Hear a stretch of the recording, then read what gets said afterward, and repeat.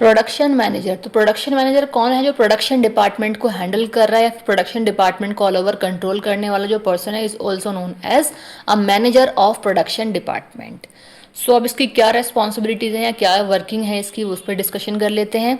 First point is plans production activities of the business, कि जो production manager होता है वो प्लान करता है प्रोडक्शन के रिगार्डिंग एक्टिविटीज एक बिजनेस में, कि क्या प्रोडक्शन होना है, कब होना है, कैसे होना है, ये सारी चीज़ें।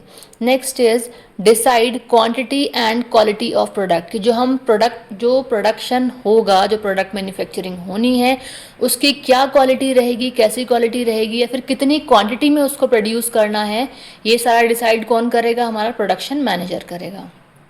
Next is insures smooth and continuous production process. अब प्रोडक्शन मैनेजर के ही अंडर में सारा काम होगा प्रोडक्शन डिपार्टमेंट में, तो इसी को ध्यान रखना है कि जो प्रोडक्शन प्रोसेस होगा उसमें स्मूथ और कॉन्टिन्यूस बेसिस पे वर्किंग चलेगी।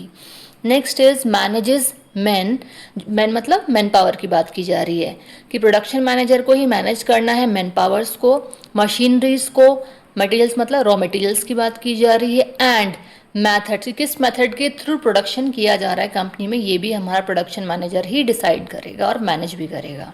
Next is prepares production schedules and time tables, कि जो प्रोडक्शन मैनेजर है वो ही प्रिपेयर करेगा कि प्रोडक्शन का शेड्यूल क्या है, एज वेल एज वो टाइम टेबल क्या है जिसके बेसिस पे प्रोडक्शन हमें करना है या फिर करवाना है, कुछ भी बोल सकते हैं आप।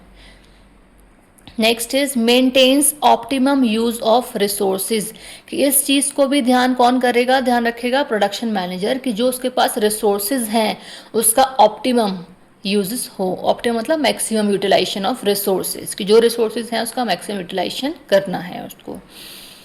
Next point is controls production cost, की प्रोडक्शन मैनेजर को ही ध्यान रखना है कि जो प्रोडक्शन कॉस्ट है उसको कंट्रोल करते हुए चले। बिकॉज ऑफ प्रोडक्शन कॉस्ट अगर हमारी इंक्रीज होती है तो जो प्राइस ऑफ प्रोडक्ट है वो इंक्रीज होगा, और प्राइस ऑफ प्रोडक्ट अगर इंक्रीज होता है तो कहीं ना कहीं मार्केट में जो डिमांड होगी उस गुड्स को लेकर के ड्यू टू इंक्रीजेस प्राइस, वहाँ उस पर इफेक्ट पड़ेगा। दैट्स वाई उसको कंट्रोल करके रखना है प्रोडक्शन कॉस्ट को भी।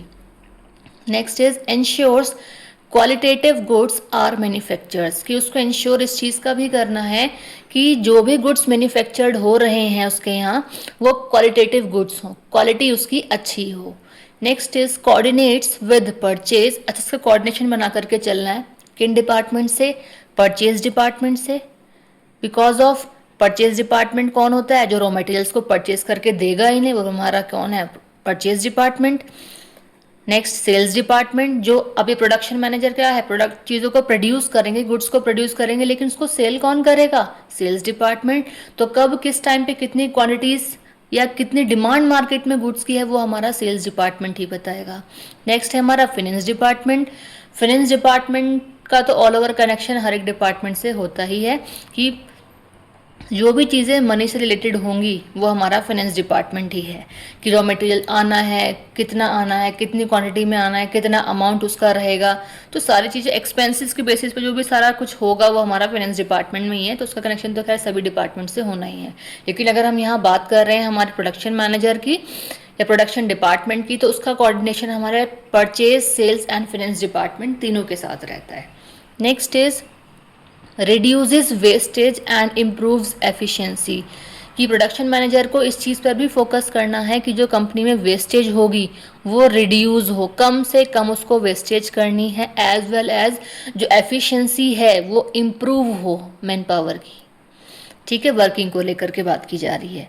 नेक्स्ट और the last point is insures timely delivery of finish goods. अब उसको इस चीज़ का भी इंश्योर करना है कि जो भी वो गुड्स मैन्युफैक्चर कर रहे हैं उसकी टाइमली डिलीवरी भी हो जाए, अदरवाइज उसका प्रोडक्शन का कोई फ़ायदा नहीं है अगर टाइमली डिलीवर आप गुड्स को नहीं कर पा रहे हैं।